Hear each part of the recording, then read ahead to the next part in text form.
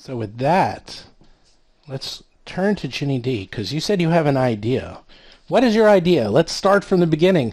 Give us your idea. Okay, so I just because of who I am as a person, I feel like I always start with like vibes, and then I go from there. I start with like aesthetic and feeling, and then I develop from that point. Just because I'm just a person who likes like flowers and leaves and plants and like things like that.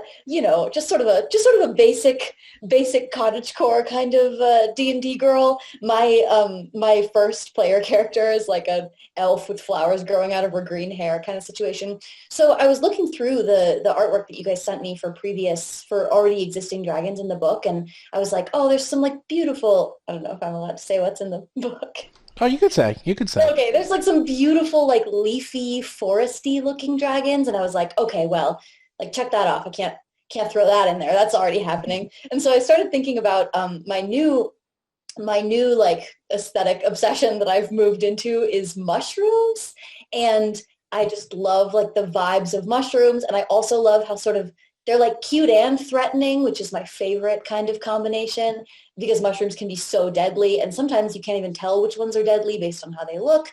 And they can be poisonous, they can be toxic, they can also be like hallucinogenic. They can do all kinds of crazy stuff, mushrooms. So I was thinking about like a toadstool dragon of some kind that does cool mushroom stuff. Is that does that Mushroom stuff. That's more than That's enough. great. That's Yeah. more. Oh, Yeah, great. that's I great. do have a lot. I took notes. I read through the entire mushroom Wikipedia page and did a little further research to like dig into what a mushroom dragon would be like. Okay, actually, I like the Awesome. idea for. I like Toadstool Dragon rather than Fungus Dragon. So Yeah, Yeah, that's it's a supposed that's to a be kind of a good. good name. that's a good name too. Yeah. And I feel like really good designers, their instincts are kind of very similar to what you were doing there. So you have the instincts of a good designer, which is you start with an aesthetic idea or a high concept or a vision, and you build from the top down from there. So Okay, that's exactly the best way to do things. So great. read. So read Wikipedia to us. I can't wait.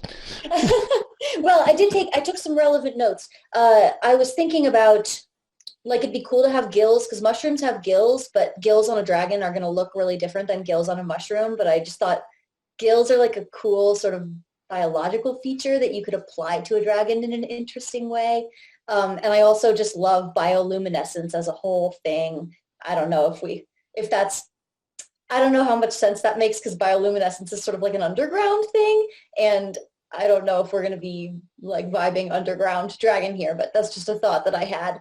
But in terms of like what it can do, I was thinking about poison being obviously a really common mushroom thing. But also I wrote down hallucinogenic because I think it could be cool to do some sort of like illusory or like, I don't know, like charm related type effects or things that you might be able to do to the way that someone perceives things as like a weapon or an ability.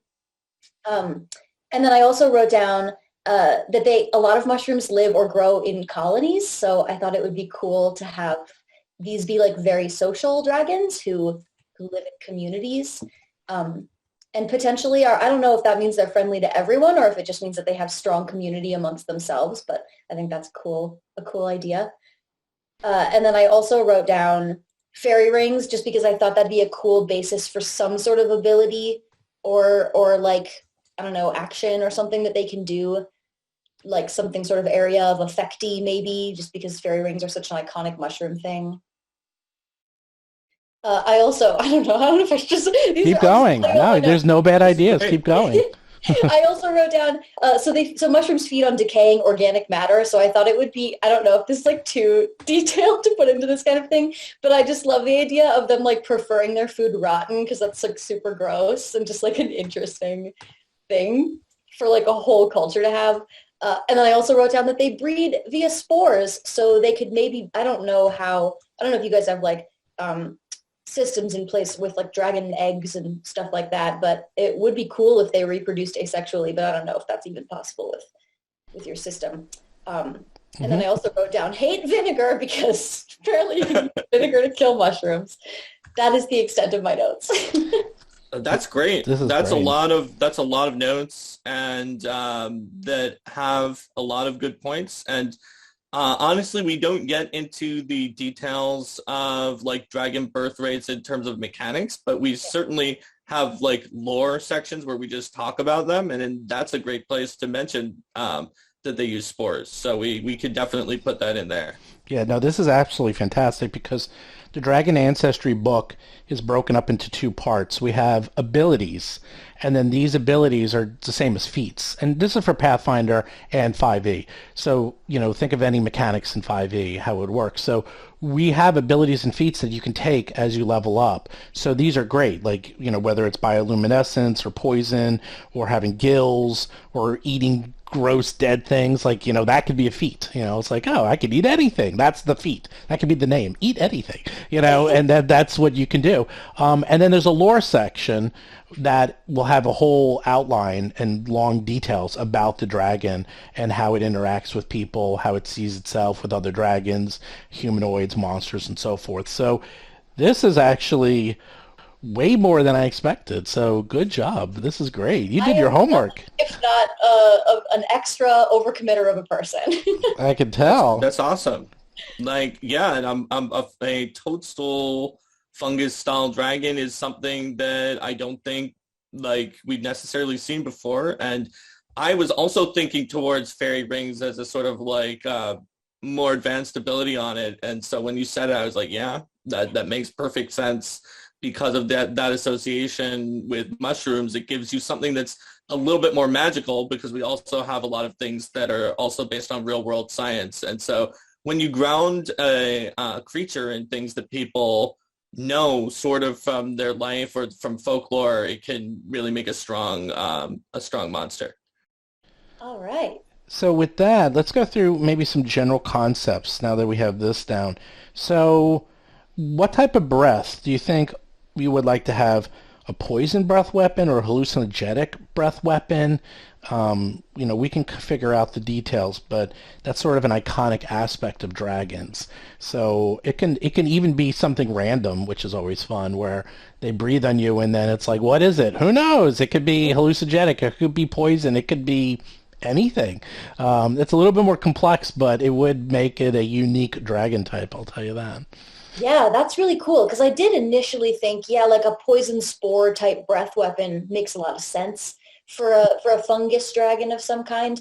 But then once I started thinking about hallucinogenic stuff, it could be. I mean, I don't know if you have any other dragons in there that have a poison breath weapon, but I know poison is like a relatively common type of damage. So yeah, it's pretty common. It would be if it was just poison. The idea of having like a breath weapon that maybe you don't know exactly what it's going to do is really cool if that's not like too much. Because what I love about that is like it's a common thing when you read up on mushrooms like I just did before this meeting that people are like, you should be careful eating wild mushrooms because it's very easy to mistake them for something else. So that does seem kind of in line with mushrooms. Yeah, that's a good idea. I think that could work.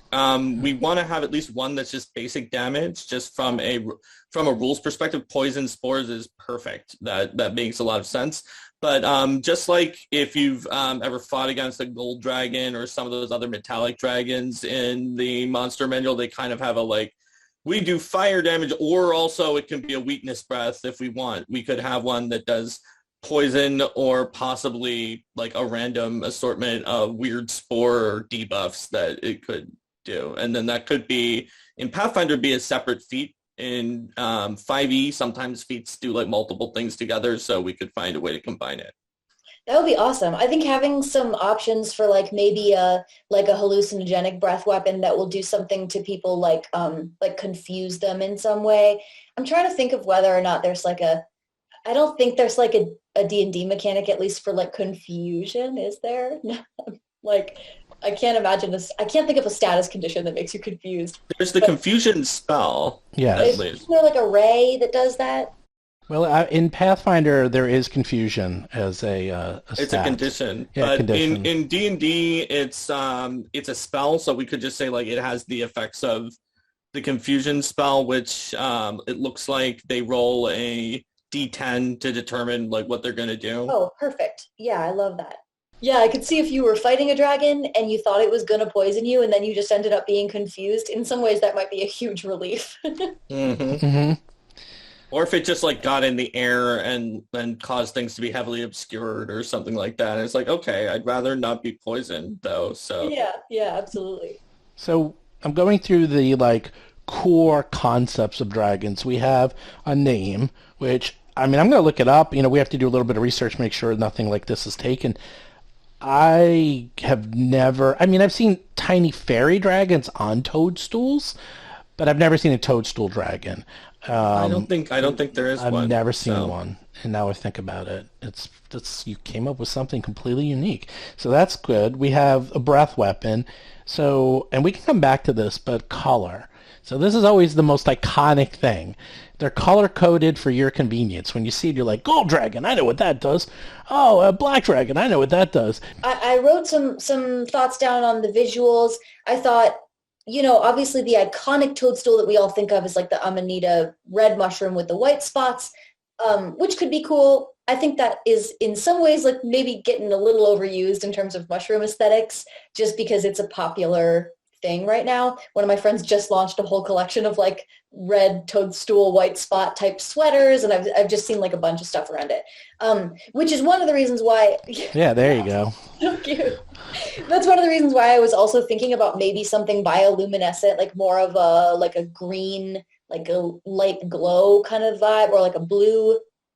I think it's actually unusual for mushrooms to be blue, but in my brain, bioluminescent mushrooms are blue always, which I don't think is actually scientifically common. What do you think, like, this dragon would be as both a PC and as a dragon? What do you think their like behavior would be like? So I have a few thoughts about this because I do think we could take the whole colonies thing in a few different directions. Like you can live in a strong, close-knit community with your own kind and still be potentially like hostile to outsiders, or like maybe they're just really friendly and they just like everybody.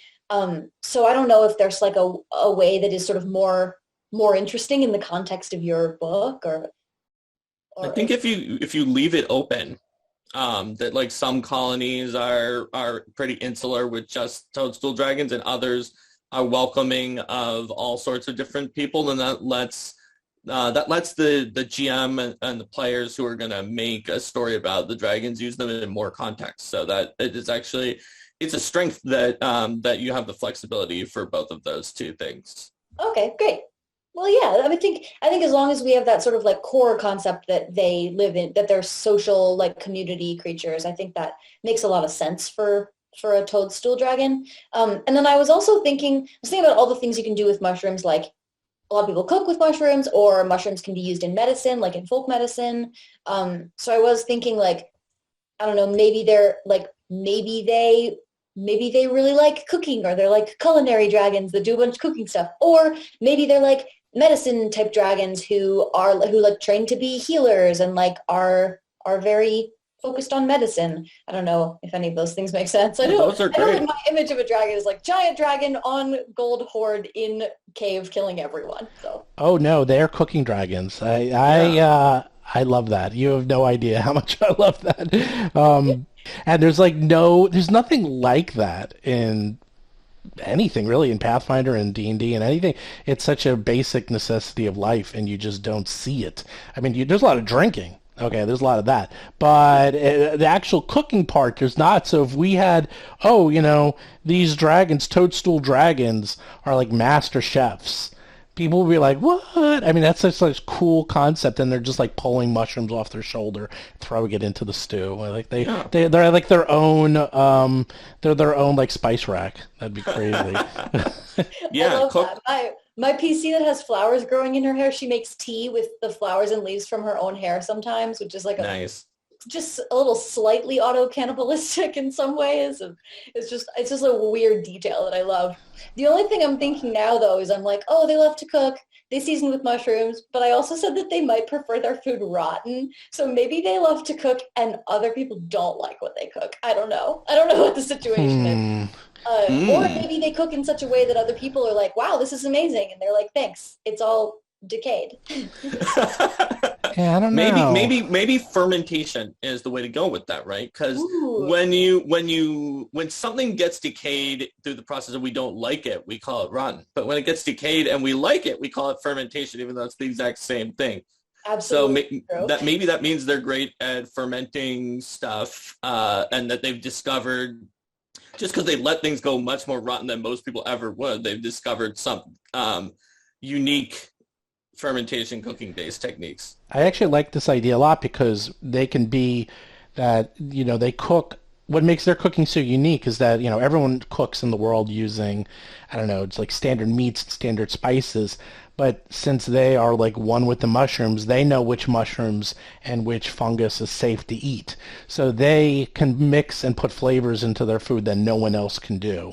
And they are able to create, flavor combinations that just aren't attainable anywhere else in the realms. So therefore, they're known as like these master chefs. So what about this fairy rings? I want to get into that a little bit. How do you imagine those would work? So this thought just popped into my head that when you step into a fairy ring, the idea in like folklore is that you'll be transported to like another world and maybe you'll come back like Rip Van Winkle style hundreds of years later or whatever. So maybe it'd be cool if like a fairy ring put some sort of effect on the people who are in it, like slow or something that sort of like almost puts them in like a stasis of some kind, that like that prevents them from, I don't know, I'm imagining like the D&D slow spell, but that I don't know if that would be super OP to be able to put people in a circle that does that. Or alternatively, they could be like, rather than a sort of a battle weapon, it could be like a transportation type of skill. Since fairy rings can teleport you or whatever into the realm of fairy. Um, yeah, I don't know. Those are some thoughts. Yeah. Yeah, I think those are both part of a lot of legends for fairy rings. There's also sometimes like the idea that if you like trespass into the fairy ring, you're cursed. So that's like a third one, and it sort of fits with it gets slow or something bad happens if you go on the inside. So it could be protective too. There's a lot of directions we can go with that. It's a Yeah, solid design. there's a D&D spell called Magic Circle that I think nobody but me wants to use because I don't think it doesn't have a ton of uses, but it's like, oh, you can make a circle, and if anybody tries to attack whatever's in the circle, then they're at disadvantage and stuff like that. So it could even be like potentially a protective mechanism in that way too.